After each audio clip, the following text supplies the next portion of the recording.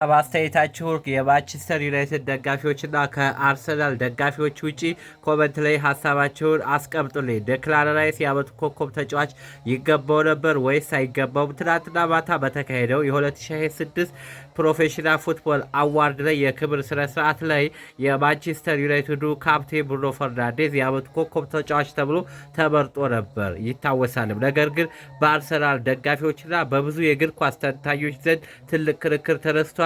ዴክላን ራይስ ይገባው ነበር። የሊጉ ሻምፒዮን መሆኑ እና ራይስ አርሰናል የፕሪሚየር ሊጉ ዋንጫ ሲያነሳ የመሃል ሜዳው ዋና የጀርባ አጥንትና ኢነርጂ ነበር ሲሉ ተናግረዋል። በምርጥ ቁጥራዊ መከላከል፣ ከጀርባ ኳስ በመገንባትና ወሳኝ ጎሎችን በመረብ በማሳረፍ ሙሉ የውድድር ዘመኑ በከፍተኛ ብቃት አጠናቋል ሲሉ ፕሮፌሽናል ፉትቦል አዋርድ ቲም በዓመቱ ምርጥ ስብስብ ውስጥ ተካተተ ሲሆን ቡድኑን ዋንጫ ያበቃ ተጫዋች ለግል ሽልማት ቅድሚያ ማግኘት ነበረበት የሚሉ ብዙዎች ነበሩ። ይሁን እንጂ ብሩኖ ፈርናንዴዝ በ21 አሲስት የሊጉን ታሪካዊ ሪከርድ በመስበርና 9 ጎሎችን በማስቆጠር የሽልማቱ አሸናፊ ሆኗል።